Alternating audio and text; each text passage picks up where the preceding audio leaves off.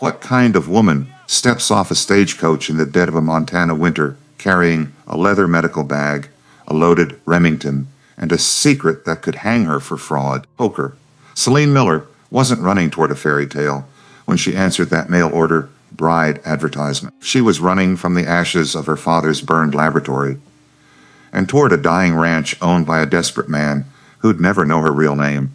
Not until it was too late to send her back. The year was 1883. The Bitterroot Valley was bleeding.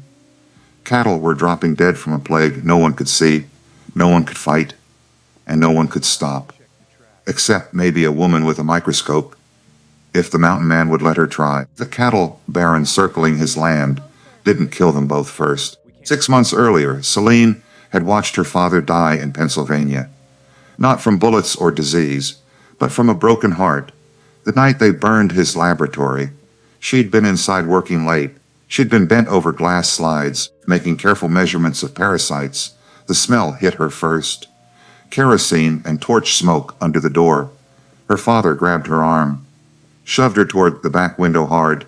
"Take the journals," he'd commanded. "Take the microscope. Everything we've proven.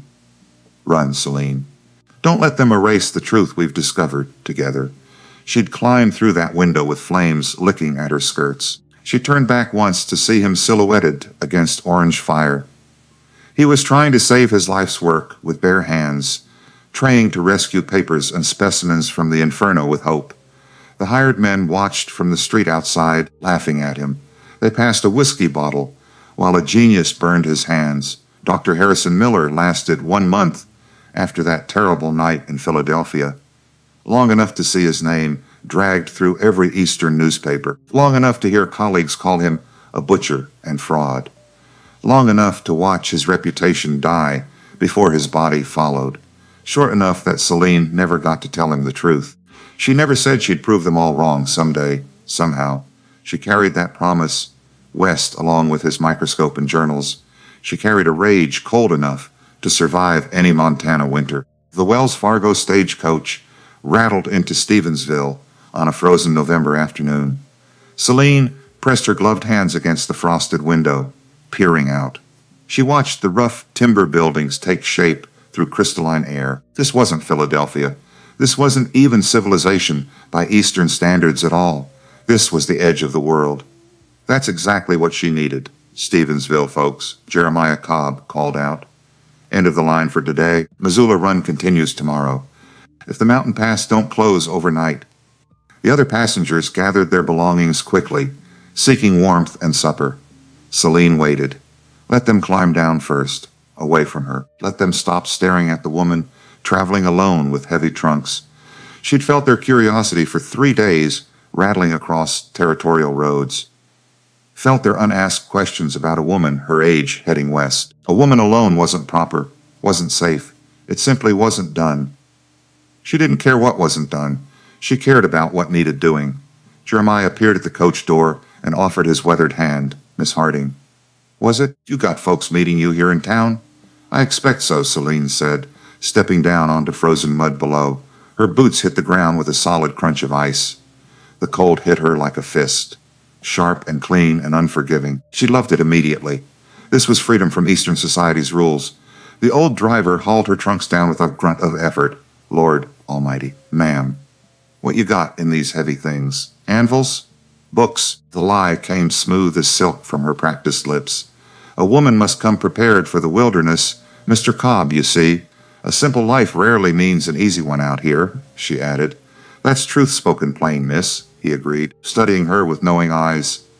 "You're Montgomery's mail order bride. That's the talk around town anyhow, is it?" Celine kept her voice neutral and pleasant, giving nothing away. "It is?" Jeremiah lowered his voice, like sharing a secret or warning. "Gabe Montgomery's a good man. Hard man, but good through and through. He's had a devil's share of trouble this year, losing cattle, losing them to some sickness nobody can name or stop properly." "How unfortunate," Celine said, her heart racing beneath calm exterior, been bleeding him dry financially. "That's why he sent for a wife. Man gets desperate enough. He wants someone to witness his stand." Jeremiah paused, searching her face with concern in his old eyes. "You sure about this, miss? City woman like you heading into wilderness?" Winter's just starting up here. Gets brutal come January, they say. Celine turned to face him fully, letting him see steel in her eyes. Mr. Cobb, I didn't come here for comfort or an easy life. I came for sanctuary. There's a difference between those two things. Before he could respond, a voice cut through the cold mountain air. Miss Harding, it wasn't a question at all. It was a statement of fact, deep and rough, carrying authority from surviving alone in brutal country. Celine turned slowly toward the voice that commanded the frozen air. Gabe Montgomery stood in shadow beside the mercantile building's rough wall.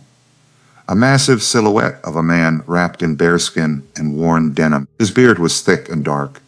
His face weathered into deep lines, lines carved by sun and sorrow over many hard years. He didn't step into the light, just waited there, watching her carefully, watching with slate-gray eyes that missed nothing and forgave even less. She lifted her chin, met that stare without flinching or looking away. Mr. Montgomery, I presume, she said clearly, her voice carrying well. Ma'am. He touched the brim of his wide hat in acknowledgement. Then he stepped forward into the dying afternoon light at last. He was bigger than she'd expected from his letters and description, taller, broader, more overwhelming in physical presence than she'd imagined before. His hands looked like they could snap timber with casual strength, or cradle something fragile with surprising gentleness if he chose to.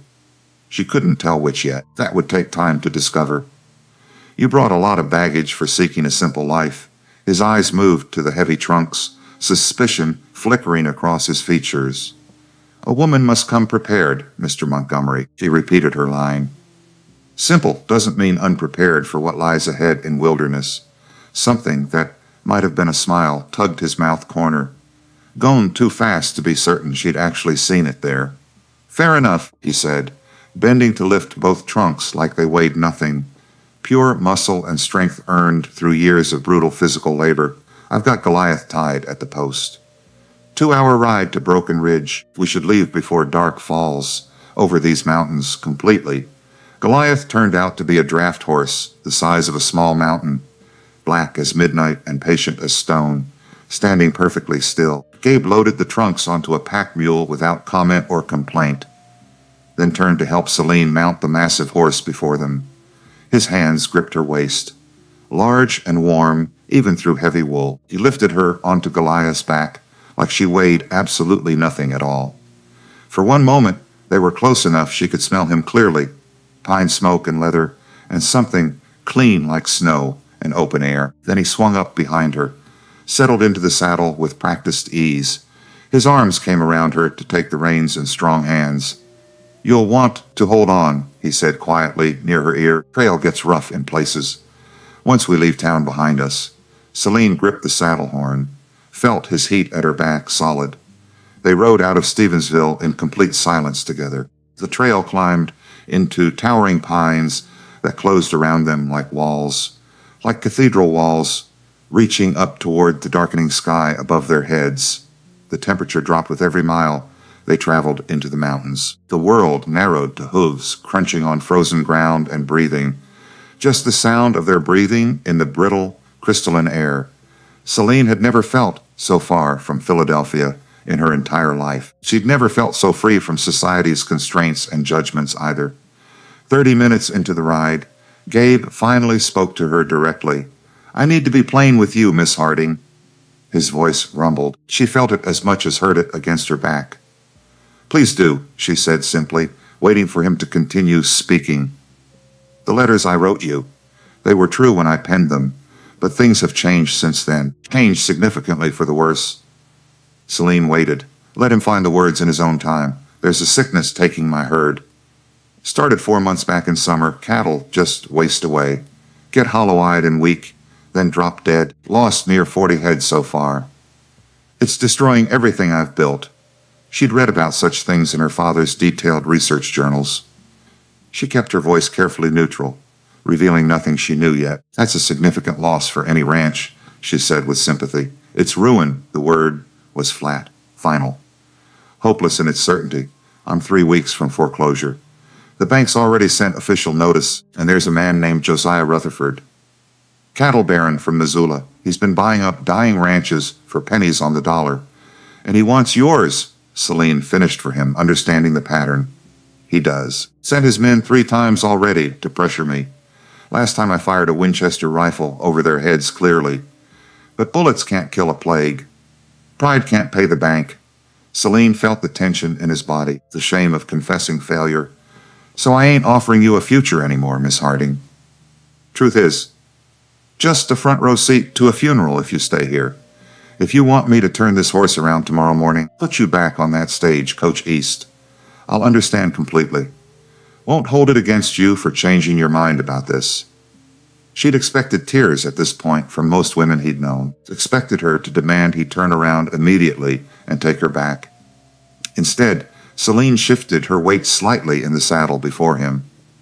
Let her arms wrap a fraction tighter around the saddle horn. I did not come for your money, Mr. Montgomery, she said clearly. No?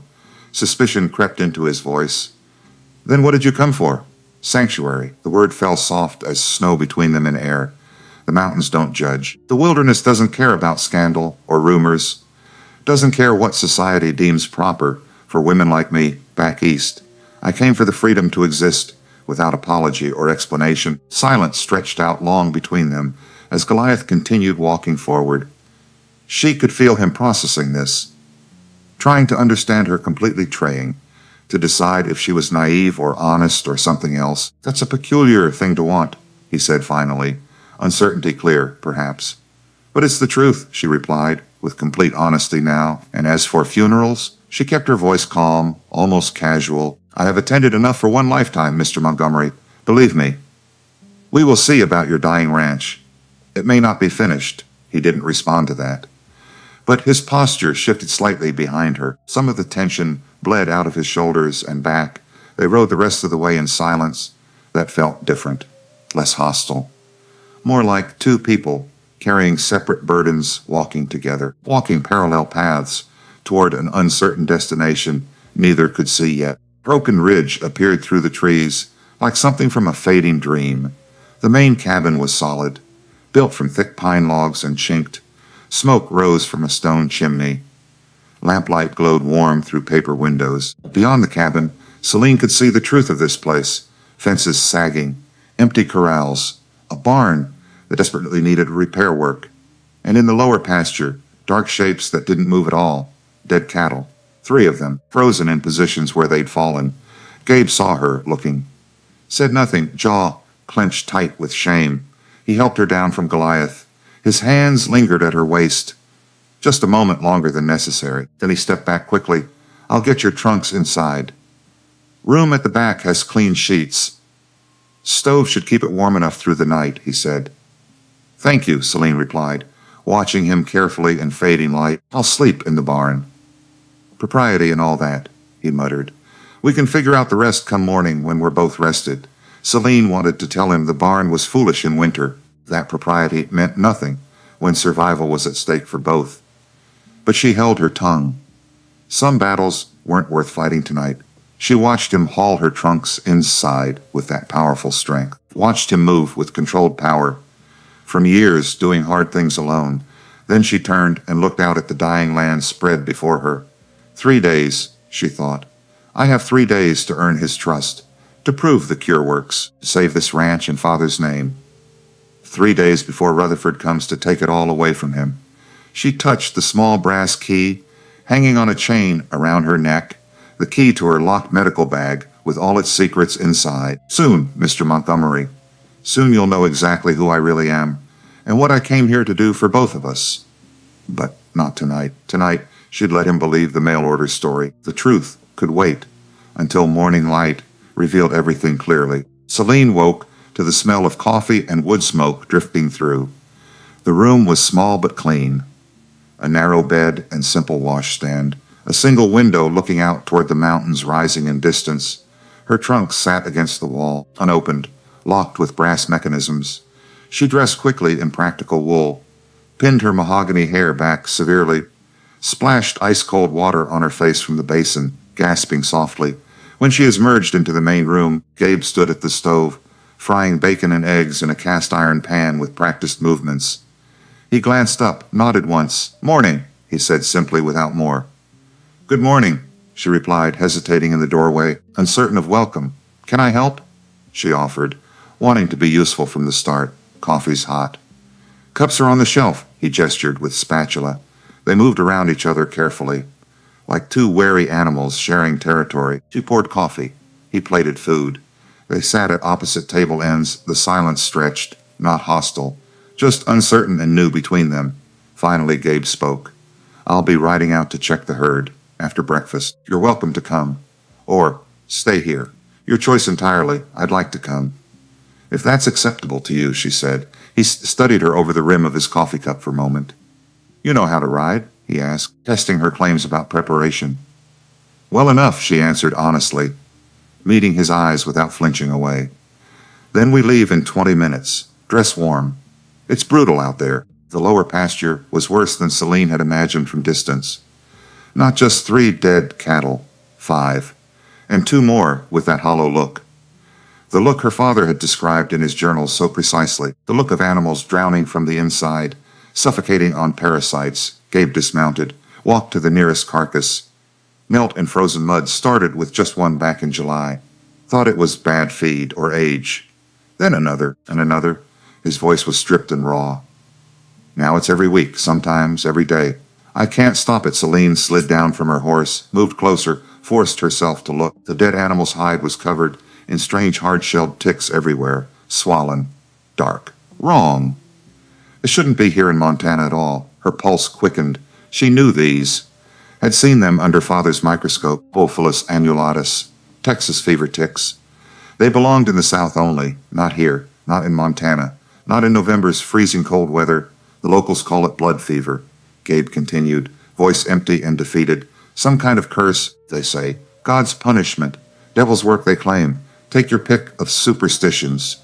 None of them help me save cattle. Celine knelt beside him, pretended to examine the animal with curiosity, not as a trained researcher who'd spent years studying this exact pathology. What do you call it? She asked softly, watching his face carefully. I call it the end of everything I built here, he said. He stood, brushed frozen mud from his knees with rough, damaged hands. 10 years I fought this land. Bears, blizzards, drought. I survived it. Now something I can't even see is taking it all down. The helplessness in his voice cut deeper than any anger could have. Celine stood, met his eyes. Gabe, may I ask you something important?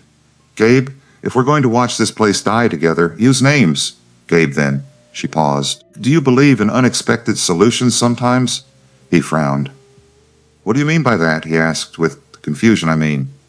She chose her words carefully. Sometimes the answer isn't expected, isn't where we'd normally look. Do you have courage to trust unfamiliar?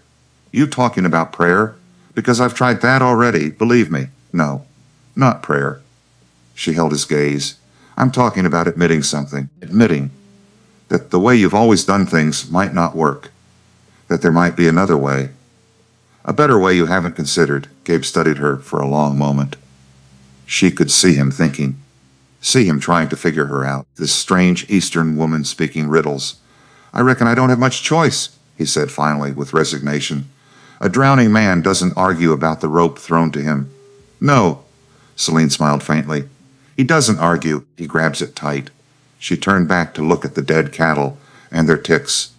Soon, she thought. Soon I'll tell you about the rope I've brought, about the cure that could save this place from total destruction. But first, you need to trust me, and trust takes time. Time we don't have much of, but enough. Just barely enough. That evening, Celine asked if she could learn to shoot a rifle. Gabe looked up from his coffee.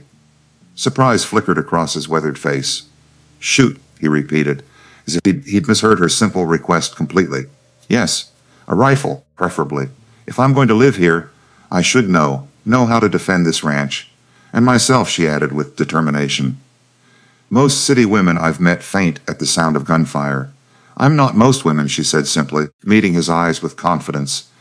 Something that might have been respect glinted in his gray eyes then. No, I don't reckon you are, he agreed, a small smile forming. He took her out behind the cabin as the sun started sinking, set up a row of tin cans on fence posts for targets, showed her how to hold the heavy Sharps rifle with proper form, how to sight down the barrel, how to breathe and squeeze trigger. His hands adjusted her stance, corrected her grip with gentle but firm pressure. Each touch was brief, professional, but Celine felt the warmth of them. "It's going to kick hard," he warned. "Don't let it surprise you." She fired. The rifle roared loud. The recoil slammed into her shoulder. The bullet sailed wide, missing the can by several feet completely. Again, he said simply, not criticizing her miss at all, just teaching. She fired 3 more times, getting closer each time, learning the weapon. On her 6th shot, a can exploded off the fence post. Gabe let out a low whistle. 200 yards. That's damn fine shooting. "For a first day," he added, genuine admiration in his rough voice. Celine lowered the rifle. Her shoulder ached. Her ears rang from noise. She had never felt more alive than in this moment under Montana sky. "Teach me more," she requested, wanting to prove herself to him. They stayed out until the light failed completely, darkness closing in, until her shoulder was one massive bruise, and she hit targets consistently. When they finally walked back to the cabin, Gabe spoke quietly. "You're not what I expected, Celine Harding," he admitted to her. "What did you expect?" she asked, curious about his assumptions about her. Someone soft, someone who'd cry when things got hard and beg home, and instead, she pressed, wanting to hear his honest assessment now. He stopped walking, turned to face her in the gathering darkness. "Instead, I got someone who looks death in the eye unflinching, someone who wants to learn to fight, not run away screaming." "Is that a problem?" she asked, holding her breath for his answer. "No," he said it slow, thoughtful. "I think it might be exactly what's needed, what this place needs. What I need," he added, almost to himself. They stood there in the cold. 2 people slowly circling each other, trying to decide what kind of alliance they were building between them. Finally, Gabe cleared his throat. "I'll teach you more tomorrow. If you want, I want," she confirmed immediately, eager to continue learning from him. "Good." He started toward the barn. Stopped. "Celine?" he called back. "Yes," she answered, turning to face him in dimming light completely. "Thank you for not running, for staying even when I gave truth." She watched him walk away. This mountain of a man brought low by invisible enemies he couldn't fight with strength alone. "I'm not here to run, Gabe," she said softly, too quiet to hear. "I'm here to fight. And I brought weapons you can't imagine yet." That night, Celine sat by the fireplace with Father's leather journal. The pages were filled with his precise handwriting and detailed observations, diagrams of tick anatomy, notes on life cycle patterns in different climates, calculations for arsenic compounds that could kill parasites without poisoning hosts, and on the final page, dated the week before he died, the truth is simple. Texas fever is not carried by air, not by water. It is transmitted by the Boophilus tick only. The cattle barons refuse to accept this because it means quarantine, it means halting their drives, it means profit loss they won't accept. They will destroy anyone who speaks this truth. They already have destroyed. To my daughter, if you're reading this after I'm gone, remember, don't let them win. The cure exists.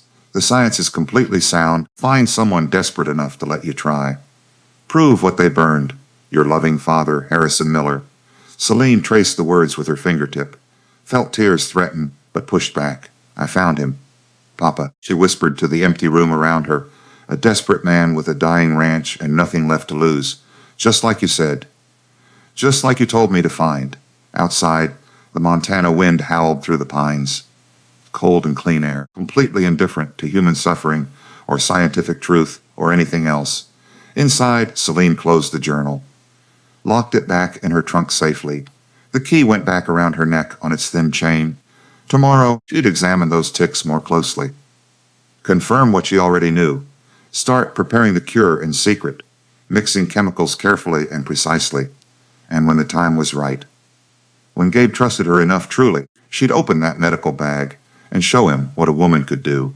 She'd save this ranch, clear her father's name from false accusations completely, and prove that science, even in a woman's hands, could beat everything. Beat superstition, greed, and death itself if applied correctly and bravely.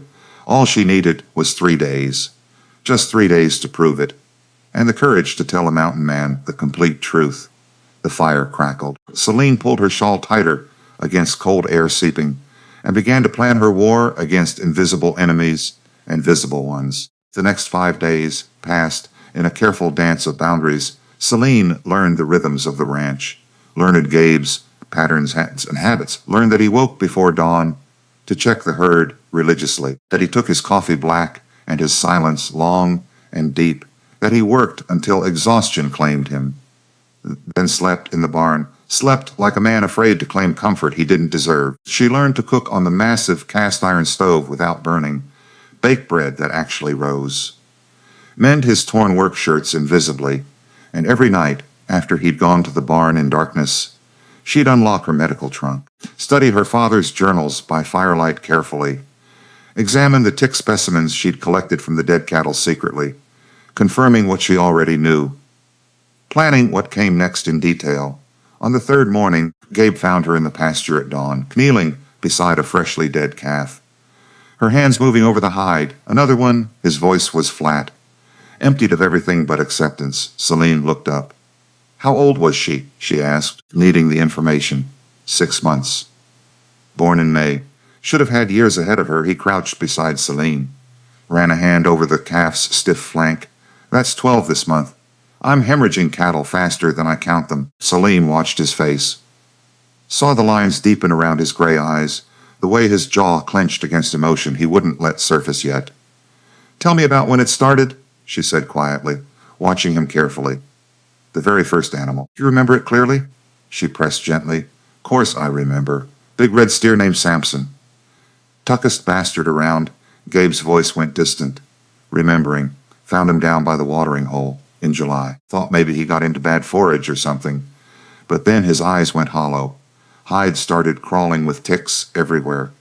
3 days later, he was dead. Just like this one here and the ticks. Did you notice them before the sickness started? Or only after? She asked, trying to establish the timeline precisely. Gabe frowned. After, I think. Why does that matter at all? Just curious. She kept her voice casual. Back east, my father used to say every problem has a pattern. You just look close. Your father sounds like he was a wise man, Gabe said. He was. The past tense sat heavy in her throat like stone. He died 6 months ago, she added, giving him that truth at least. Gabe's expression softened. I'm sorry for your loss, Celine. Truly sorry. So am I, she replied, looking back at the dead calf below them. They knelt there in the frozen mud, two people carrying fresh grief, understanding without needing to explain it to each other at all. Finally, Gabe stood, offered his hand, pulled her up with strength. Come on. I'll teach you to saddle a horse proper today, since you're hell-bent on learning everything about this place quickly. I am, she confirmed, grateful for the change of subject from death. Why? The question came sudden, direct. Why do you care so much? Care about a dying ranch in the middle of nowhere, Montana? Celine met his eyes. Chose truth where she could give it safely. Because you care. And I've spent too long around people back east. People who didn't care about anything real. Anything that mattered at all. Something shifted in his face. A wall coming down. Just a fraction. That why you left Philadelphia? He asked, probing gently but directly. Part of it, she admitted, keeping some secrets still locked inside. What's the other part?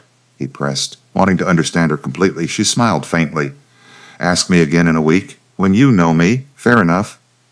He started toward the barn, paused. I will ask. I'm a patient man. But I don't like mysteries under my roof, I know. She followed him through the snow.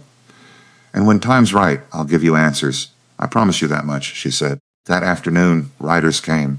4 horses moving fast across frozen ground. Celine heard them before she saw them. The drum of hooves approaching. She was in the cabin, kneading bread dough. She wiped flour away, moved to the window. 4 men on horseback, well dressed for frontier, heavy wool dusters. Good horses, the kind of men who didn't work. Gabe was already on the porch. Winchester rifle cradled in his arms. Not aimed, not yet, but ready. Waiting, watching them come closer. The riders emerged from the tree line like wolves, stalking prey carefully. The lead rider was older, 50 maybe, silver hair beneath expensive hat. He carried a silver-tipped walking cane across his saddle horn-like weapon, and his smile was the kind that never touched the eyes at all. Josiah Rutherford. Had to be. Celine's hand moved to her coat pocket, to the small Remington Derringer she'd started carrying after shooting lessons. Montgomery? Rutherford's voice carried false cheer across the cold air clearly. Fine morning, isn't it? He called, reining his black horse to stop. What do you want, Josiah?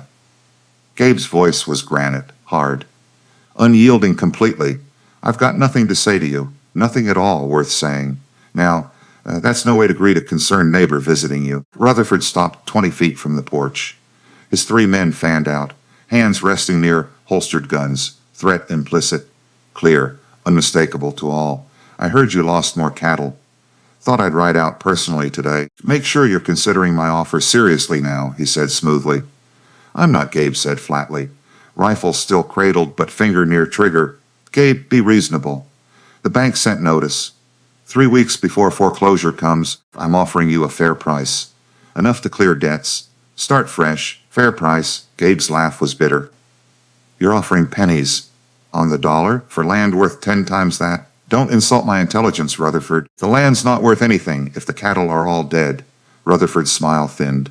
And they will be. Whatever's killing them won't stop. You know that. I know that. Why not salvage what you can? Because this is my land. Built it with my own hands alone. I'm not handing it over to a vulture just because times are hard. Rutherford's eyes narrowed. Then they shifted. Caught sight of Celine watching. Well. Rumor was true. You got yourself a mail-order bride.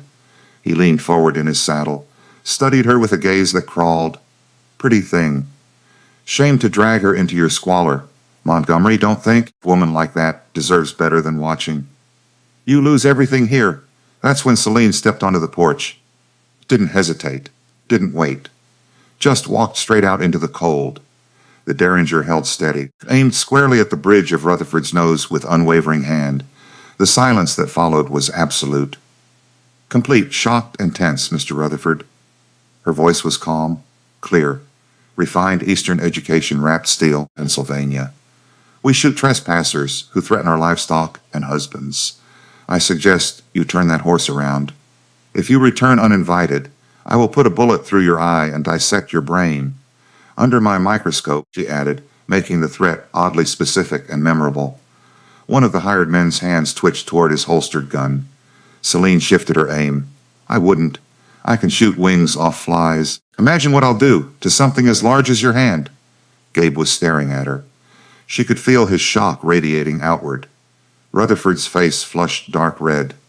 The false cheer vanished completely now, replaced by something cold and calculating and genuinely dangerous beneath surface. You've got 3 weeks, Montgomery, he said quietly, voice stripped of pretense. When the bank takes this land, I'll be waiting for you there, and your little Philadelphia whore won't stop me with parlor tricks. Get off my property. Gabe's voice dropped to a register promising violence now. Before I stop being neighborly and start being deadly serious, Rutherford yanked his reins. His horse danced sideways. 3 weeks then, we'll see who's left standing in this valley. Montgomery, he turned and rode off. His 3 men following behind him, one of them looked back, eyes lingering on Celine with fearful respect. When the hoofbeats faded, Gabe finally spoke to her clearly. You carry a Derringer, he said, voice strange and tight with surprise. I do, she confirmed, lowering the gun, slipping it back into pocket. And you threatened to dissect his brain. He continued, almost laughing now. I did, she said simply, meeting his eyes without apology or shame. Under a microscope, he added, shaking his head in amazement at her. Celine smiled faintly. I assumed the oddly specific threat would be memorable. More memorable than a generic one. Psychology, you see, she explained. Gabe stared at her. Then, impossibly, he laughed. Deep and genuine sound. The first real laugh she'd heard from him since her arrival here. Christ, woman. You're either the bravest soul I've met or craziest. Perhaps both, she suggested, allowing herself a small smile in return. He shook his head, still smiling. Come inside before you freeze solid. I'll make fresh coffee. And you're going to tell me something. Tell me where a mail-order bride learned to threaten cattle barons, learned to threaten them like a gunslinger from the old stories. My father taught me truth where she could give it to him. He believed women should be able to defend themselves. And their convictions. Your father raised a hellraiser, Gabe said, admiration clear in voice. He raised a fighter. Celine met his eyes. There's a difference between those. Day 11, Tuesday. The crisis came sudden and without warning to them. Thunder, the massive breeding bull, collapsed near the watering hole hard, Gabe's prize animal. The last hope for rebuilding the herd completely, foundation of everything. Now thrashing weakly in frozen mud below, Gabe stood over the gasping animal. His jaw clenched so hard teeth ached. He drew his Colt revolver from his holster, cocked the hammer slowly. The metallic click echoed sharply in the crisp, cold air around them. Sparing the animal a slow, agonizing death was the only mercy left. Put the gun down, Gabe. Celine's voice cut through his despair clearly. He whipped his head around. She was marching down the snowy slope from the cabin. She wasn't wearing her apron. She wore heavy wool, and in her gloved hand she carried the small locked leather satchel, the satchel she had meticulously kept hidden beneath her bed since arrival. He's done for, Celine. Gabe's voice cracked with exhaustion and grief. You shouldn't be down here. It's the fever. Highly contagious to herd. It is not a fever, and it is not a curse. Celine snapped, dropping to her knees in the snow beside Thunder. She didn't flinch at the mud or the sight of dying animal. She snapped the lock on her satchel, pulled it open with steady hands. Gabe stared in stunned silence, his gun lowering slightly from shock. Inside wasn't sewing gear or Bibles or any normal woman's belongings. It was lined with velvet and held a gleaming brass microscope inside rows of glass vials, surgical steel scalpels, leather-bound journals filled notes. What in God's name is all that? Gabe demanded, lowering revolver completely. Celine pulled out a pair of iron tweezers, a small glass vial.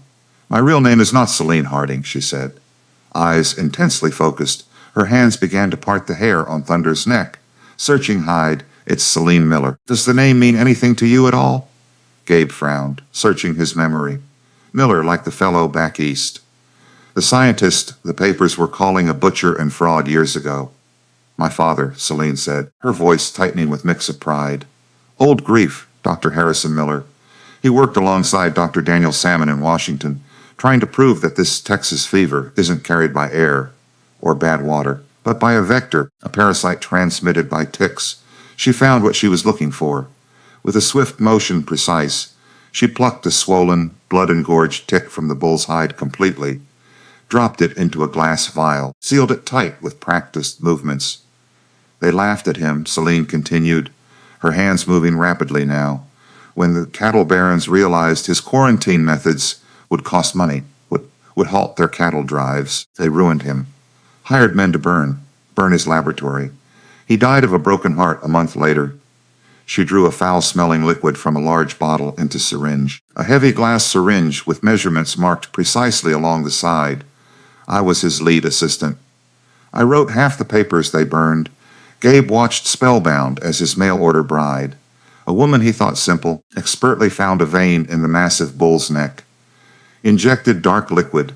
Women aren't permitted to hold veterinary licenses, Celine said, looking up at Gabe finally, her green eyes blazing with defiance and fire, or work in the Bureau of Animal Industry. Can't touch livestock legally. I had the cure, Gabe. An arsenic and sulfur compound precisely measured that kills the parasite in the bloodstream if caught early enough, combined with an acaricide wash to kill the ticks on hide completely, but no rancher back east would let a woman touch animals at all. I was chased out of Pennsylvania, threatened with arrest for fraud. She stood up, her breath pluming in the cold air around them. I came west looking for a desperate man with a dying ranch, someone who had nothing left to lose. I needed a testing ground. She looked at him directly.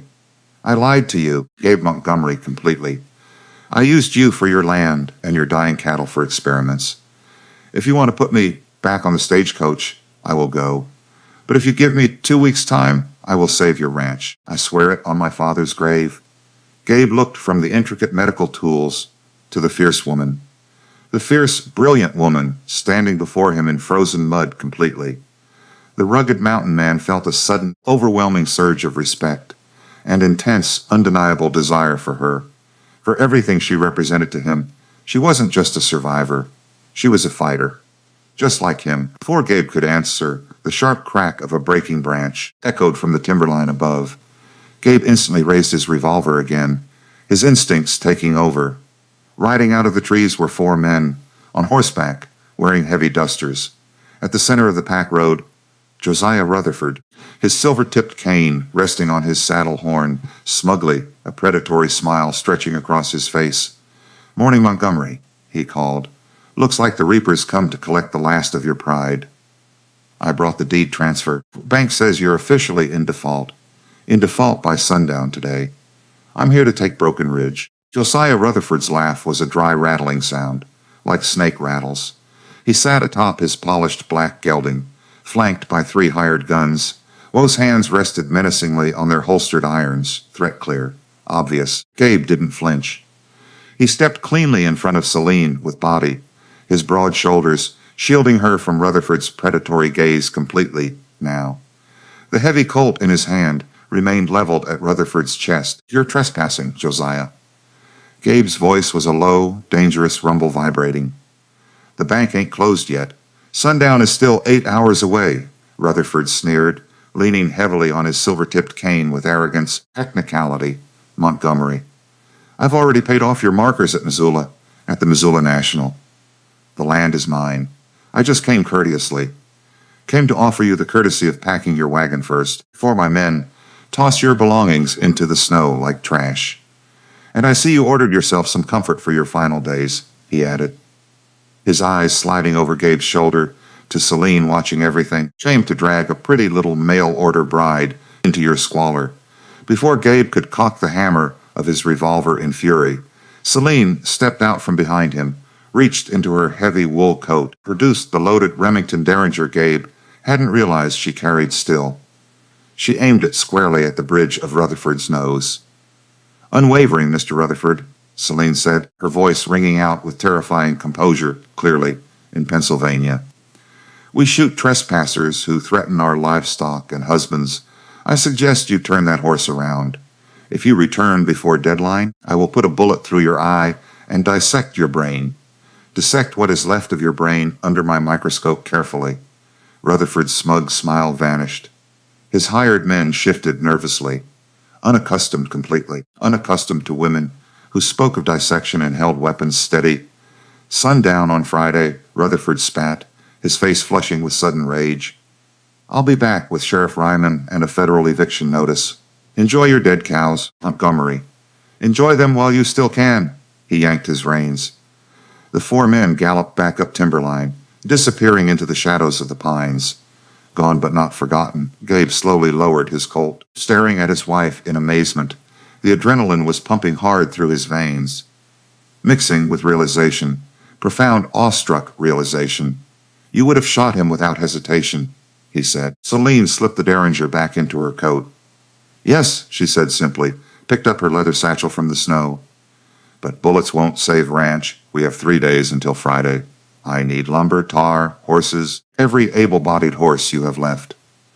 "We are building a dipping vat." That night, something shifted between them. Changed fundamentally and permanently, they sat by the fireplace. Coffee cooling in tin cups. Wind howling. The wind howling outside like it was trying to tear world apart. "Tell me about your father," Gabe said quietly. "The real story now, not just the polite version. I want to know the truth." Celine was silent for a long moment, weighing how much truth. He was a scientist, a researcher. He believed the world understandable. Understandable through observation and evidence. That problems could be solved if you looked closely enough at the patterns, found the connections. "What kind of scientist?" Gabe pressed, wanting to know everything now. He studied disease, particularly in livestock, spent his life trying to understand how sickness moved, how to stop it completely. Gabe leaned forward. "And did he stop it?" he asked with hope. He found answers, but the people who needed to hear them refused. His research threatened powerful interests, so they destroyed him for it. Her voice hardened, burned his laboratory, ruined his reputation, killed him surely as if they'd put a gun to his head. Jesus. "I'm sorry, Celine. Truly sorry," Gabe, with genuine sympathy. "Don't be sorry. Be angry. Because they got away with it. The men who did it are still out there. Still powerful. Still destroying anyone who threatens their profits and control," she said. Gabe studied her carefully. "This why you ran west? To escape them?" partly, and partly because I needed to finish what he started, needed to prove him right, needed to vindicate his name finally. How do you finish a dead man's work? He asked softly. She looked at him directly, let him see the determination burning behind her carefully controlled exterior. By proving he was right, by finding someone desperate enough to let me try it all, the words hung between them. Gabe's expression shifted, confusion. Then realization, Celine. What exactly are you saying to me right now? He asked. Before she could answer, a sound cut through the night air, a low, agonized bellow from the lower pasture. Thunder was moving. Gabe was on his feet instantly, grabbing his coat. That's thunder again. They ran through knee-deep snow, down toward the pastures in darkness. The bellowing got louder, more desperate, then stopped completely. Silence. Thunder was standing, weak, gaunt, ribs showing starkly against flanks yellow. His hide was stained a sickly yellow from the chemical treatment, but he was alive. He was tearing stubbornly at frozen winter wheat. Around him, the rest of the surviving herd was moving with purpose. The hollow, glazed look of impending death had vanished from eyes. The swollen, parasitic killers that had covered them were gone completely, leaving only shriveled dead husks in the snow. Empty tick shells, Celine's impossible cure, had worked. It had actually worked against death. Gabe let out a jagged, shuddering breath. Removing his wide-brimmed hat, "You did it," he whispered. "Jesus Christ, Celine, you actually did it." "We did it," she corrected. "You trusted me. That made it possible." He turned, desperate to hold her, to kiss her, to celebrate life. But a flash of movement near the timberline caught his eye. Celine wasn't looking at thunder. She was kneeling in mud elsewhere, near the geothermal runoff. A warm, natural spring that never froze. She was hunched over her open leather satchel. A brass magnifying glass clutched in her gloved hand, staring intently at the muddy embankment. "We won, Celine," Gabe called out, his voice thick with emotion. "They're standing." The fever broke. "We saved them," he said joyfully. Celine did not look up. Her face was pale, drawn tight terrifyingly, thickened tight with a cold fury. "It wasn't a fever, Gabe," her voice carrying a sharpness that stopped him dead in tracks. "And it wasn't a curse of the land or bad luck." Gabe frowned, his joy evaporating. Replaced by honed instincts sensing trap. "What are you talking about?" he asked. Moving closer to her, Celine pointed a trembling finger at the muddy bank of warm spring. "I came down here at dawn to gather soil samples for testing. I needed to understand how the Boophyllus annulatus, the Texas tick, possibly survive a Montana winter. It should be impossible biologically." She stood up, kicking at a pile of dead brush piled unnaturally close to the water's edge. They didn't survive winter. They survived the spring, the warm spring. Someone placed them here. Gabe stepped closer, pulling the heavy aside with strong hands. Buried beneath the dead pine needles were 3 massive burlap sacks, partially submerged in the steaming mud of the geothermal runoff completely. The stench hitting the cold air was putrid. The smell of rotting meat and stagnant blood. Death itself condensed. Gabe drew his hunting knife, slashed the nearest sack open violently. Hundreds of foul, rotting, tick-infested cattle hides spilled into mud. "Someone deliberately brought infected hides up from the south," Celine said, her green eyes blazing. "They dumped them right at your water source, specifically targeting the warm mud where the larvae could hatch safely, where larvae could attach themselves to your cattle. Drinking here regularly, they seeded your ranch with a biological plague." On purpose, deliberately, Gabe stared at the rotting hides. The faded red ink stamped on the burlap sack seemed to burn into his retinas. Rutherford Cattle Co., Missoula. The pieces of the puzzle violently snapped together in his mind. The mysterious deaths. Rutherford's perfectly timed buyout offers appearing quickly. The aggressive isolation of Broken Ridge from community support and help. It was warfare waged by a coward in a tailored suit. "I am going to kill him," Gabe growled, his voice stripped of all humanity. "I'm going to ride into Missoula today. Drag Josiah Rutherford into the street. Put a bullet through heart." "No, you are not," Celine shouted, grabbing his thick arm hard. "If you shoot him, Gabe, you hang for murder immediately after. He takes the ranch and I become a widow before truly wife. We are going to use the law. I have the scientific proof. We will summon U.S. Marshal if we have to for justice. Dawn broke cold and clear over Broken Ridge Ranch that Wednesday morning, the kind of morning that made everything sharp. Every pine needle distinct, every breath visible, every sound carrying for miles across frozen valley below. Gabe stood at the kitchen window, coffee steaming in his scarred hands, watching the cattle in the lower pasture, 50 head, some healthy still, some dying slowly, all of them waiting for salvation or slaughter today. Today would decide which. Celine emerged from the back room already dressed, hair pinned back for work. Her hands were bandaged from chemical burns, her eyes shadowed from too many sleepless nights planning and calculating everything. She was the most beautiful thing he'd ever seen in his life. "Ready?" she asked, her voice steady despite the enormity before them both. "No. But we're doing it anyway," he replied, drinking the hot coffee. She moved to stand beside him, looked out at the cattle below, the cattle that represented everything, his past, their future. Her father's vindication. "The volunteers will be here within the hour. We need to move. Move fast. The compound is mixed. The vat is sealed and ready. All we need now is muscle and faith," she said with determination. "Got plenty of the first. Working on the second," Gabe said honestly. She touched his arm. "Gabe, even if some don't make it today, even if we lose a few, this is still the right thing, I know." "Doesn't make it easier to watch them suffer," he admitted. "No, it doesn't," she agreed, squeezing his arm with gentle pressure. They stood there in the growing light. Two people who'd found each other through lies and desperation, now bound by something honest, something more honest than either had planned when this journey began together. The sound of wagons approaching pulled them apart from the quiet moment. The volunteers were arriving.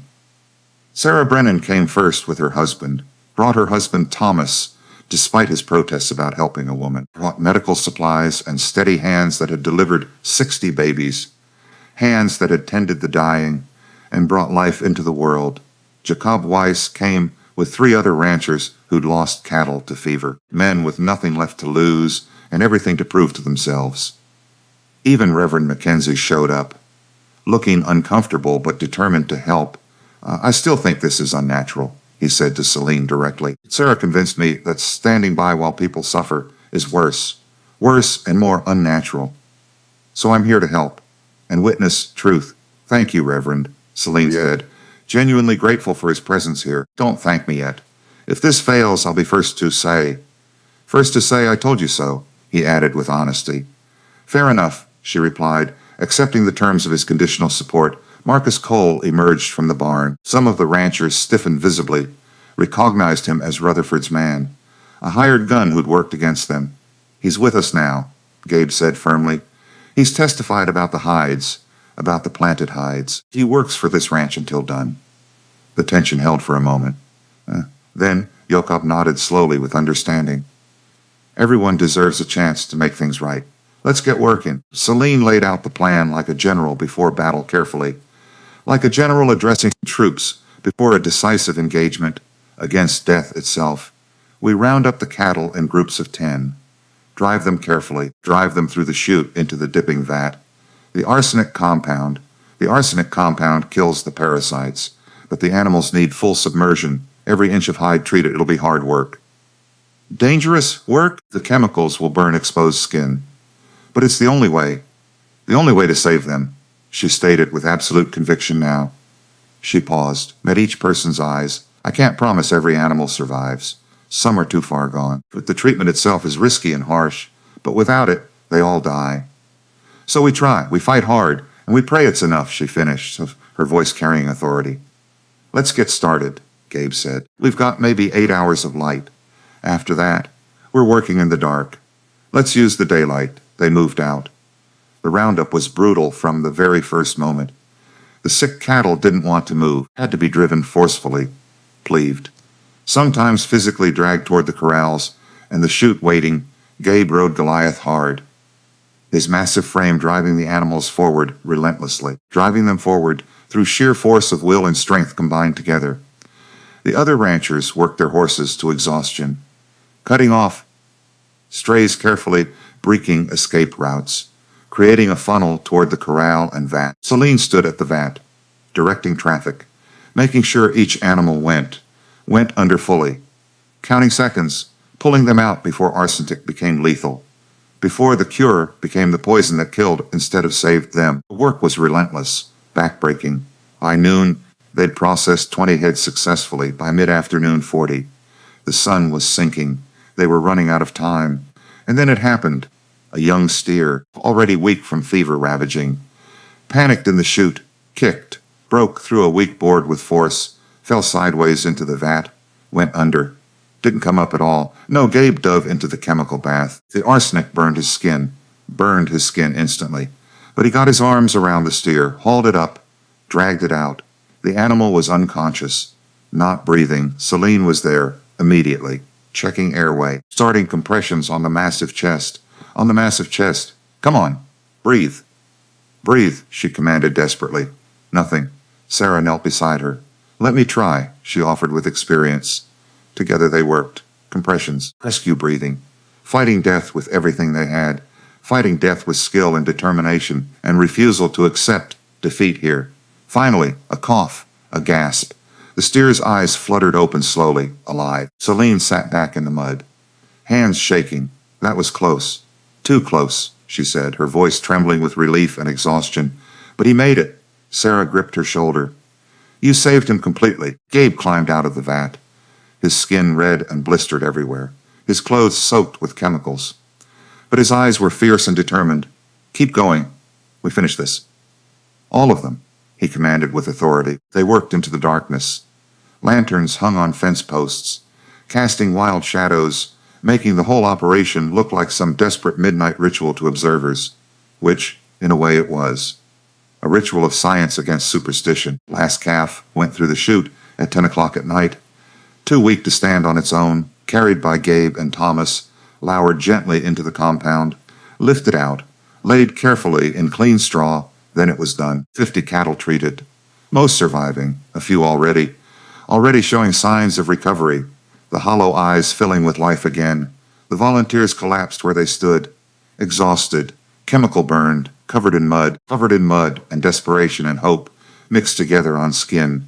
Celine moved among them, treating burns, offering water, thanking each person carefully, thanking them with words that felt inadequate for what they'd given. When she finally stopped moving, Gabe caught her, literally caught her, falling.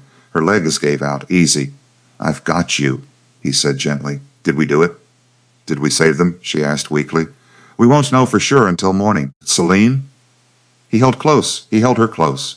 You did everything humanly possible. The rest is fate. She buried her face against his chest, let herself shake with emotion, let herself feel the weight of the day pressing down hard. Around them, the volunteers were leaving, promising to return at dawn early to witness the results. Sarah paused beside them. You're either a miracle worker, or the most stubborn woman I've ever met. Can I be both? Celine asked, managing a small smile despite exhaustion. I suppose you can.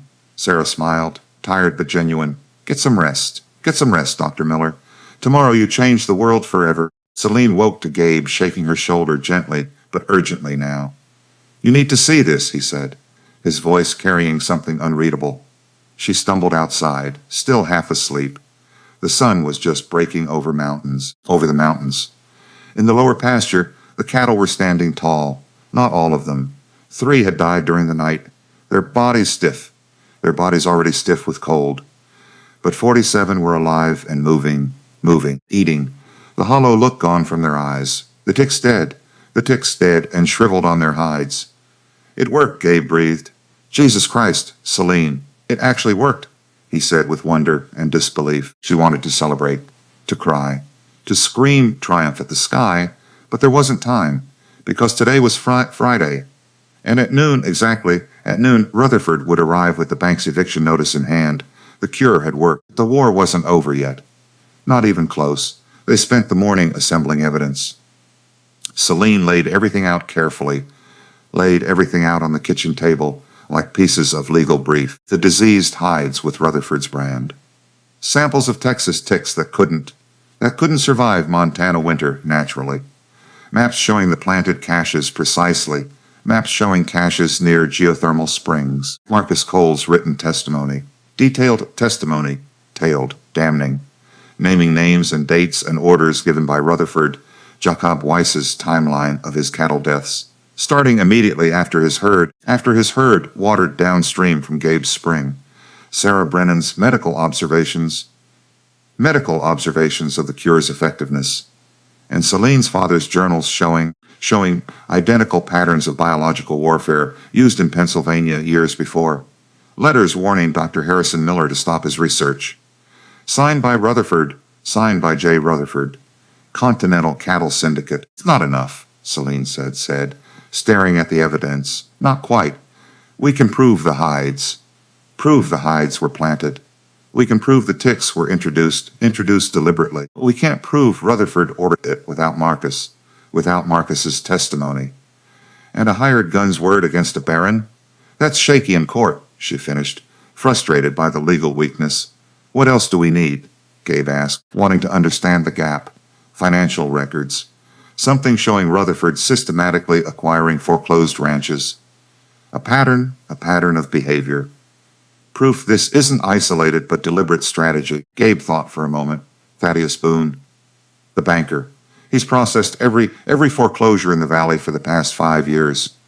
He'd have those records, he said. Seeing the solution clearly now, would he testify? Celine asked, knowing the risk for the banker involved. I don't know. He's afraid of Rutherford, but he's also honest. An honest man forced to do dishonest things. If we give him a way out, a way to make things right safely, without losing everything. Gabe shrugged. Maybe. Just maybe he would help. Then we need to talk to him. Before Rutherford arrives here, they found Thaddeus Boone at the Missoula National Bank building downtown, a small as nervous man with ink-stained fingers, and a conscience eating him. A conscience that had been eating him alive for years of complicity. When Celine laid out the evidence on his desk, his face went deathly pale. Dear God, he's been doing this deliberately. For years you knew, Gabe said, not an accusation. Just a statement of fact to suspected. Suspecting and proving are different things entirely, Boone said. And Rutherford owns half the businesses in Missoula if I accused him. Accused him without proof, I'd be ruined. Maybe worse than ruined. We have proof now, Celine said quietly. What we need from you are the financial records. Every ranch Rutherford acquired through foreclosure in the past 5 years. The purchase prices, the valuations, show the pattern, she said, her voice gentle but firm with him. Boone's hands shook. He'll destroy me, he said with genuine fear clear. He'll hang, Gabe said flatly. What we're showing here is federal crime, federal biological warfare. Deliberate transmission of quarantine disease across state lines. That's not a territorial court matter. That's federal marshals and judges. Rutherford's money won't save him, he stated with absolute certainty now. But I'll still lose my position. My reputation, Boone protested weakly. Or you'll be the banker who helped expose the biggest conspiracy. The biggest conspiracy in Montana Territory history. Celine leaned forward intently. Mr. Boone, I watched my father die because men like Rutherford valued profit over truth. Watched his life's work burn. His name dragged through newspapers. Don't let that happen to more people. Be brave. Just this once, she urged with emotional intensity and honesty. Boone was silent for a long moment. Then he opened his ledger carefully. Friday noon, you said. That's when Rutherford is coming? Yes, Gabe confirmed, watching the banker's internal struggle play out, visibly. Then you'd better take these copies now. Before I change my mind, he handed over thick folders. Years of records. The pattern was undeniable. 14 ranches, all bought during foreclosure, all for a fraction of their value, all after mysterious cattle die-offs. Thank you, Celine said softly, taking the precious documents with gratitude. Don't thank me yet. Rutherford will know I'm the leak immediately. There are only so many people with access to these files. Then come with us, Gabe said. Testify yourself, in front of witnesses, in front of the law. You'll be protected, he promised firmly. Will I, or will I just be the first casualty? Boone asked. There won't be a war, Celine said, because he's going to lose today, and you're going to be on the winning side. They returned to Broken Ridge at 11:30 in the morning precisely. Found half the town already there. Word had spread. about the cured cattle, about the evidence, about the showdown coming at noon. Sarah and volunteers, the ranchers who'd helped with the roundup, even Reverend Mackenzie watching carefully, all gathered like spectators waiting for a hanging. Sheriff Tom Ryman was there too, looking tired and conflicted. Montgomery, Miss Miller, heard you've been making some serious accusations, he said, his tone neutral and careful. Not accusations, Sheriff, evidence. Celine gestured to the table on the porch where everything was laid out. Beside Ryman stood another man, older, wearing a federal marshal's badge, hard eyes that had seen everything and believed nothing until proven. This is Marshal Bidwell. Marshal Bidwell, Ryman said. Federal Circuit Judge sent him to investigate reports of quarantine violations in the territory. Thought he should be here. Celine felt hope flare in her chest. A federal marshal. Exactly needed, Marshal. Thank you for coming, she said, keeping her voice professional. Don't thank me yet, ma'am. I'm here to investigate all sides. That means looking at evidence from all sides. If you've made false accusations against a prominent businessman, you'll face consequences serious. Understood. The evidence speaks for itself, Celine said with confidence absolute. At exactly noon, the sound of multiple horses approaching echoed through the valley. Josiah Rutherford arrived like a conquering army, 6 men this time, including his lawyer, his hired guns, and a junior deputy, carrying official-looking paperwork. Rutherford dismounted with the smug confidence of a man who'd never lost a battle. Montgomery, I see you've gathered an audience for your eviction today. How thoughtful, he said. His eyes swept the crowd, paused on the federal marshal. Something flickered in his expression. Concern briefly. He covered it quickly. Time's up. The bank has declared your loan in default. Sheriff Ryman is here to serve notice. You have until sundown to vacate the property, he stated with authority. I'm not vacating, Gabe said calmly, his voice carrying across the gathering. Then you'll be removed by force, Rutherford threatened, gesturing to his men. On what grounds? The debt was predicated on loss of livestock completely. I haven't lost them. They're alive, recovering. The ranch is solvent. Rutherford's smile thinned. Temporary reprieve at best. The fever will return surely. It always does, he said with false certainty, masking growing unease. Not if the fever was never natural to begin with, Gabe stated. Silence fell like a stone. Rutherford's expression went carefully neutral immediately. I don't know what you're implying. He began with practiced innocence. I'm not implying anything. Celine stepped forward. I'm stating facts clearly. My name is Dr. Celine Miller, she announced, her voice carrying the crisp cadence of a seasoned academic and trained researcher, daughter of Dr. Harrison Miller, former researcher for the United States Bureau of Animal Industry. I've spent the past 10 days investigating the cattle plague affecting this valley. She moved to the evidence table, picked up one of the rotting burlap sacks. This was found buried in the warm mud near Mr. Montgomery's geothermal spring, along with two others just like it. They contained cattle hides imported from Texas, deliberately infected with Bophelis annulatus. The Texas fever tick.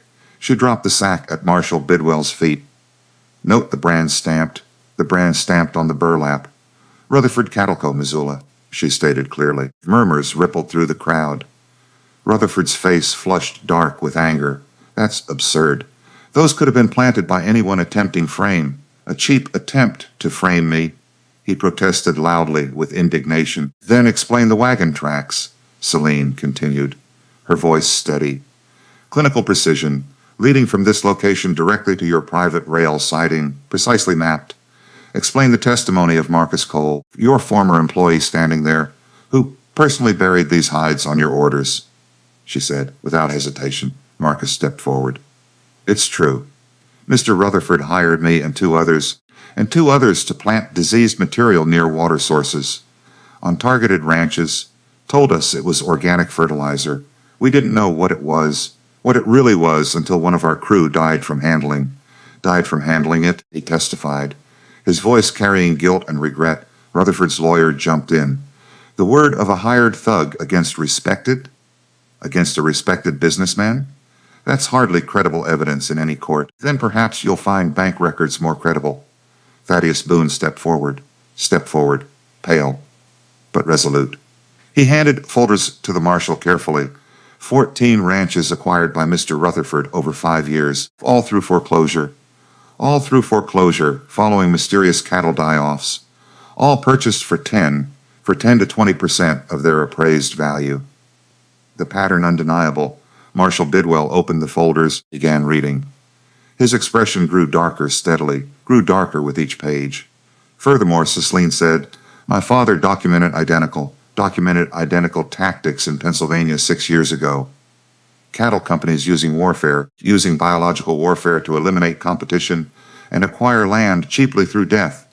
His laboratory was burned, his research destroyed, and I have correspondence showing warnings sent to him. Signed by J. Rutherford, agent for Continental Cattle Syndicate. She placed the letters beside financial records. The same man who now operates in Montana Territory, using the same illegal methods, transmitting quarantined biological materials across state lines, deliberately infecting livestock, violating federal agricultural law entirely, violating it for profit, she finished, her presentation complete and damning. The marshal looked up. His eyes were cold, Mr. Rutherford. These are serious charges, federal charges. Do you have any response? For the first time in his life, Josiah Rutherford looked genuinely afraid. This is a conspiracy.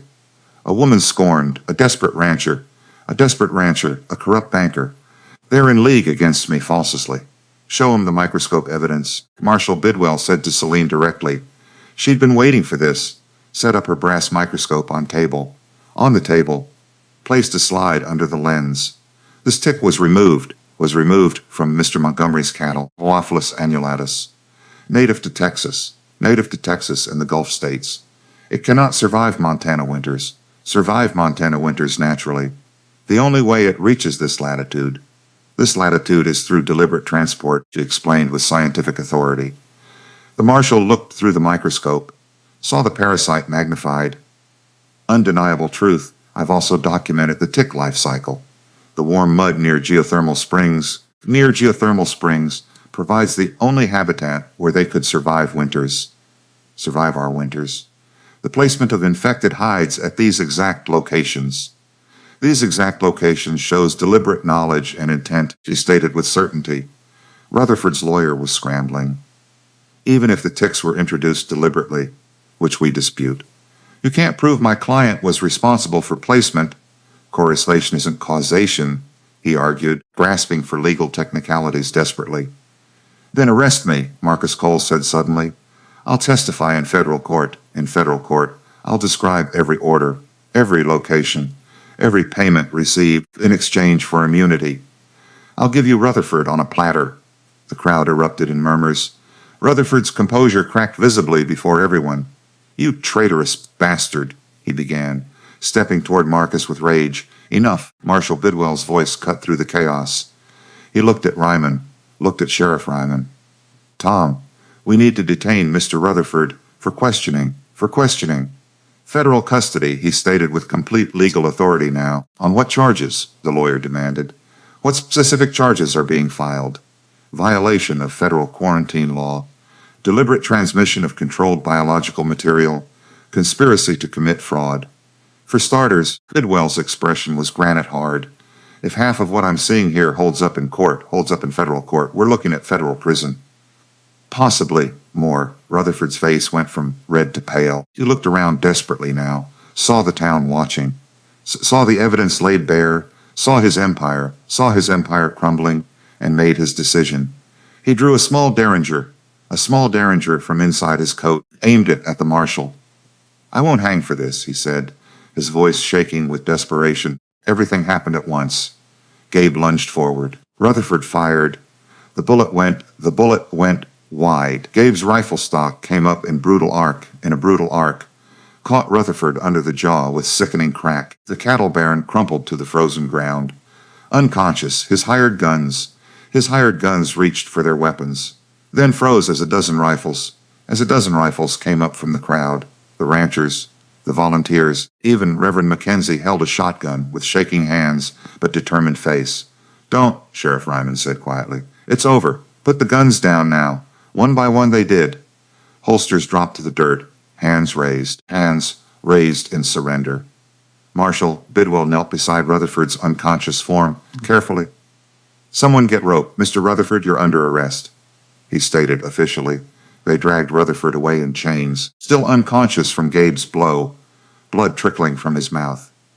The silver-tipped cane that had been his symbol of power, now rolling in the mud.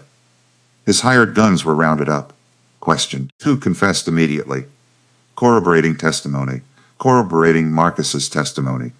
Desperate to save themselves from the federal noose, the lawyer tried to protest, demanded due process. But Marshal Bidwell was unmoved. "Your client will get a trial. Federal Circuit Court, Helena. Until then, he's in federal custody," he said with finality. Absolute. He looked at Celine. "Dr. Miller, I'll need you to prepare a formal report, scientific documentation. Everything you found here documented. Can you do that?" he asked, needing her expertise for prosecution. "Yes, Marshal. I have journals, notes, specimens. Everything you need completely." "Good, because this is going to be the biggest case Montana Territory has seen in a decade. We need it airtight." "Absolutely." The crowd began to disperse, slowly, reluctantly, like witnesses to history unfolding. Witnesses to history who didn't want the moment to end yet. "Sarah," Brennan approached Celine. "You did it. You exposed him completely and thoroughly. We did it. All of us." Celine looked at the volunteers around, at the ranchers who'd helped. "This was never just me alone fighting. Maybe not, but you were the catalyst. The one brave enough to start the fight," Sarah said with admiration clear. Jacob Weiss shook Gabe's hand firmly. "Your ranch is saved, and you've got a hell of a woman, Montgomery," he said with respect. "Don't I know it?" Gabe replied, looking at Celine with love. Thaddeus Boone was talking to the marshal, pale but standing straight, finally unburdened. Even Reverend Mackenzie approached Celine humbly now with apology. "I was wrong about you. I apologize sincerely," he said with humility. "You came when it mattered, Reverend." "That's what counts most," she replied still. "I let fear and prejudice cloud my judgment completely and wrongly. You're not a witch. You're a woman of science doing good. I should have seen that from the start clearly," he admitted honestly. "Thank you," she said simply, accepting his apology with grace and forgiveness. The sun was setting, painting the valley in gold and crimson light. The cattle were grazing peacefully. The evidence was secured for trial ahead. Justice was beginning. And Celine finally let herself breathe at last deeply. The trial in Helena lasted 6 weeks. 6 weeks of testimony and evidence. 6 weeks of legal maneuvering and desperate defense strategies that failed. Rutherford fought every charge, hired expensive lawyers from back east immediately, called in favors from powerful friends across the territory and beyond. It didn't matter at all. The evidence was overwhelming and undeniable. Marcus Cole's testimony, detailed, consistent, corroborated by the other hired men, the financial records Thaddeus Boone provided, showing the systematic pattern of acquisition through foreclosure. 14 ranches over 5 years, all following outbreaks. The diseased hides with Rutherford's brand stamped clearly on every burlap sack. And Celine's scientific documentation, proving deliberate biological warfare beyond reasonable doubt, proving it with microscope slides, tick specimens, life cycle documentation, expert testimony. She spent 3 days on the witness stand, explaining the science clearly, explaining it in terms the jury could understand without condescension or confusion. The federal prosecutor was a sharp woman named Elizabeth Hartwell from Washington. She questioned Celine with precision. "Dr. Miller, can you explain? Explain to the jury how these ticks could not have arrived naturally?" Celine answered clearly. "The Boophilus annulatus tick requires specific conditions to survive. Warm temperatures, high humidity, specific host animals for feeding.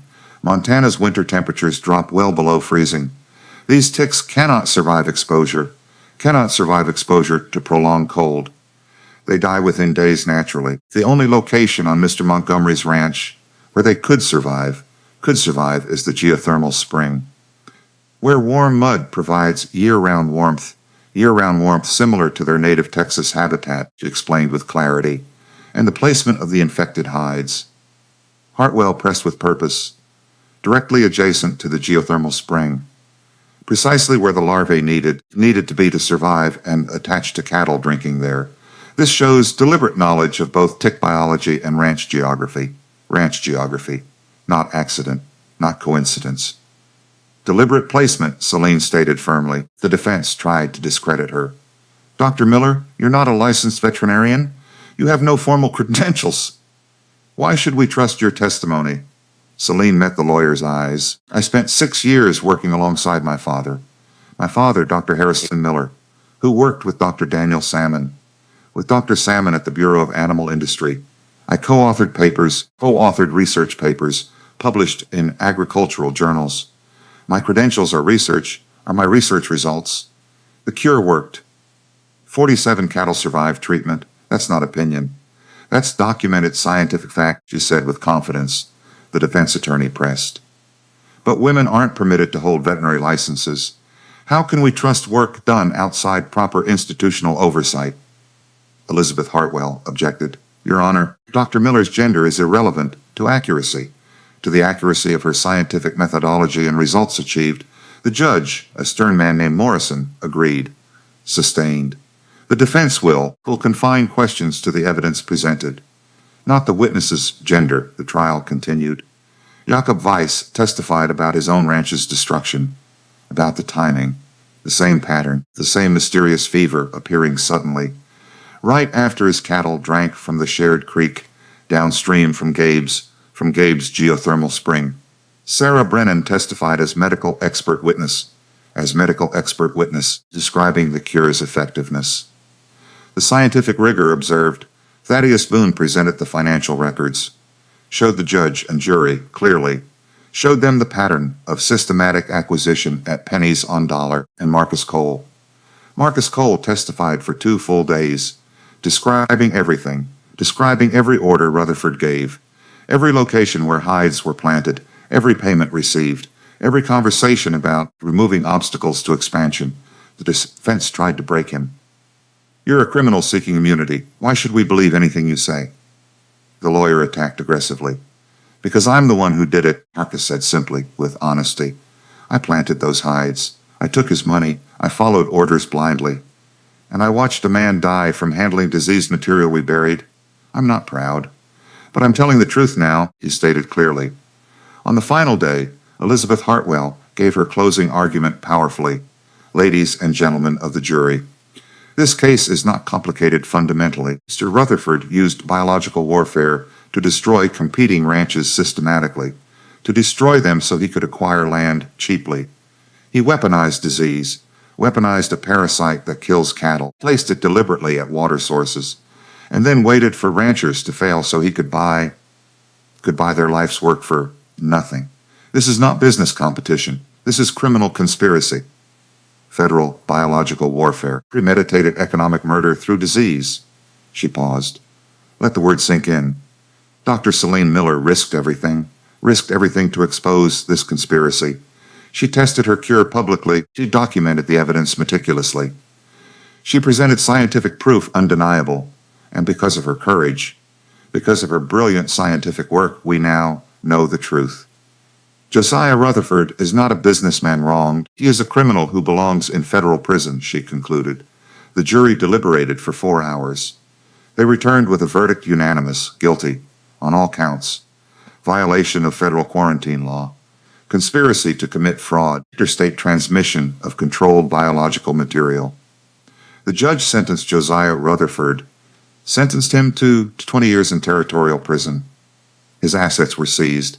His cattle company dissolved. The ranchers he'd cheated received settlements fair. Justice. Slow and imperfect, but real. Celine sat in the courtroom and felt her father's presence. Felt vindication. 3 months later, spring came to the Bitterroot Valley like promise kept. Snow melted. Creeks ran high and clear.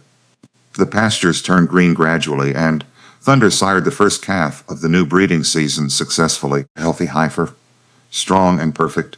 No sign of fever anywhere. Celine named her Hope. The name felt right. Felt like closure somehow. Celine's research was published in agricultural journals across the country widely. The cure for Texas fever. Verified and replicable. Her father's name cleared posthumously. Dr. Harrison Miller's work was recognized as pioneering, finally essential, worthy of the respect he'd been denied in life unjustly. The dedication in the published paper read, "To Dr. Harrison Miller, whose courage his daughter carried forward. May truth always triumph over profit." Letters arrived at Broken Ridge almost daily, from ranchers thanking her sincerely, from veterinary schools asking her to lecture, from the Bureau offering positions that she politely declined. She had work to do here in Montana. Sarah Brennan became her first student completely, learning microscopy and disease diagnosis, planning to open the valley's first combined medical and veterinary practice for all. Other women followed, curious, brave, ready to learn from her expertise. The world was changing, slowly, but inevitably forward toward progress and equality. On a warm May afternoon, Celine stood in the lower pasture peacefully, 47 head of healthy cattle grazing peacefully, new calves gambling between them. The nightmare of the previous winter now just a memory, fading slowly. Gabe came up behind her, wrapped his arms around her waist gently. She leaned back into him. "Penny, for your thoughts," he said softly. "I was thinking about my father, wishing he could see this, see that his work mattered, that he was right all along. He knows. Wherever he is, he knows," Gabe said with certainty.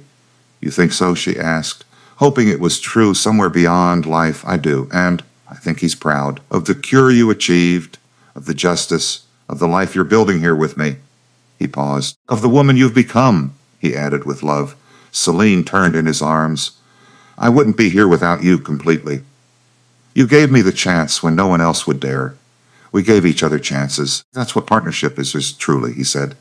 She kissed him, soft and slow, tasting of coffee and spring grass, and home. When they pulled apart, she smiled. "I got a letter yesterday from the Territorial Agricultural Board requesting my help. They want to commission a study. Cattle disease patterns across Montana carefully. Year-long project. Good funding for research," she explained with excitement building. "You going to take it?" he asked, knowing her answer already somehow. "Only if you help. It's our ranch, our work together always. We do it together, or not at all," she said firmly. "Then we do it together," he agreed, kissing her forehead gently. They walked back toward the cabin, hand in hand, past the dipping vat that had saved the herd completely that winter, past the barn where it had all begun, past the porch bravely, past the porch where they'd fought their war and won together. Inside, Celine's microscope sat on the table beside Gabe's rifle, carefully positioned. Two tools, two ways of fighting, both necessary, both respected equally now. On the wall hung a framed letter, the first page of publication, the first page of her father's published research. Dedicated to his daughter, the woman who'd finished what he started courageously. Below it, photograph. Celine and Gabe on their wedding day, smiling, married by Reverend Mackenzie in front of the whole town, watching joyfully. No longer scandalous, just accepted. This was home now, completely and truly. Not just a ranch, not just a refuge from Eastern society, but a life built on honesty and hard work together, and the belief that truth, spoken clearly, could still win against corruption. The Montana sun set golden through the windows. Thunder bellowed peacefully outside. Hope nursed at her mother's side. And in the quiet evening air, two people who'd found each other through desperation discovered something better enduring, better than survival. They discovered purpose, partnership, peace everlasting, always together, the kind that lasts, the kind worth fighting for always and forever. That night, Celine sat on the porch, writing in a new journal, starting fresh, recording not just science but life. May 15th, 1884. The cattle are healthy. The valley is healing, and I have found something I never expected to find here. A partner, an equal, a man who sees beyond what society says I should be, who values my mind as much as heart, Father. I wish you could meet him. You would like Gabe. He's stubborn like you, believes in truth like you, fights like you, and he gave me the chance to prove you were right. The cure works. The science is sound. Your name is cleared, but more than that, I found a home, a purpose beyond just vindication I'm teaching. Sharing the cure, saving lives daily. This is what you wanted. For science to serve people freely, I'm doing that now, and I'm happy. Truly happy at last. She closed the journal, looked out at the mountains silhouetted against stars, agate stars. Gabe came out, sat beside her, handed her coffee. They sat in comfortable silence, watching the night sky wheel overhead. What are you thinking? He asked after a long while peacefully. I'm thinking about how I came here planning to use you, to take what I needed and move on to next thing. But somewhere along the way, this stopped being about revenge or proof and started being about this. You, us, the life we're building. Gabe pulled her closer. You saved my life in more ways than just the cattle. You saved me from giving up completely, from accepting that failure was inevitable. You taught me hope again. We saved each other, she said, resting her head on his shoulder. Yeah, we did, he agreed, kissing the top of her head. They sat there as the temperature dropped, as the stars grew brighter, as the mountains stood silent and eternal around their small valley. Tomorrow they'd start the new research project, begin documenting disease patterns, course across the territory, saving more ranchers, spreading the cure widely. Tonight they just sat. Two people who'd fought death together and won. Two people who'd found love in the most unlikely place, in the frozen Montana winter of 1883, where a woman with a microscope and a secret had saved more than cattle. She'd saved a man's faith, a valley's livelihood, and her father's legacy. And in doing so, she'd found herself, found her purpose, found home. The wind whispered through the pines, carrying the scent of spring flowers, of new grass, of possibilities. Gabe tightened his arm around her. I love you, Celine Miller Montgomery, he said simply and honestly. I love you, Gabe Montgomery, she replied, her heart full and content.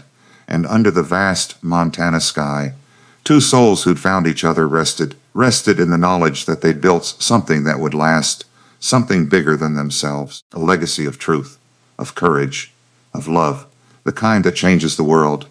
One cattle ranch at a time. Years later, final reflection years later, when people asked Celine Miller Montgomery about that winter long ago, about the cattle plague and the conspiracy and the 3-day war, she'd smile. Science saved the cattle, she'd say with quiet pride always, but it took courage to use it.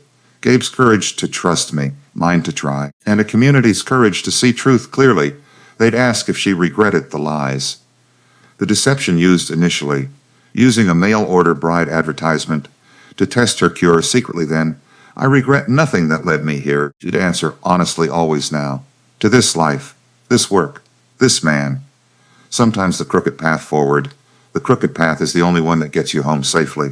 And Gabe, listening from the porch, would shake his head smiling always, because he knew the real truth, that a woman with a microscope and a dangerous secret had ridden into his dying valley, saved his cattle, exposed a conspiracy, completely avenged her father, and stolen his heart all in one impossible winter. She'd come as Celine Harding, a lie. She'd stayed as Celine Miller. The truth became Celine Montgomery completely forever, the future. The woman who proved that in wild Montana territory still, in the brutal winter of 1883, science and courage could beat superstition and greed. That truth spoken clearly could still win. That one person willing to fight could change everything around them. Thunder's descendants would graze those pastures for generations coming forward, always healthy, strong, proof that the cure worked, that the battle meant something, and the woman who'd saved them would be remembered not as a witch or a fraud, but as a pioneer always, the scientist who tamed the fever, the fighter who brought justice forward, the partner who built a life worth living in the shadow forever, in the shadow of the Bitterroot Mountains, where the wind howled cold in winter. But spring always came, and with it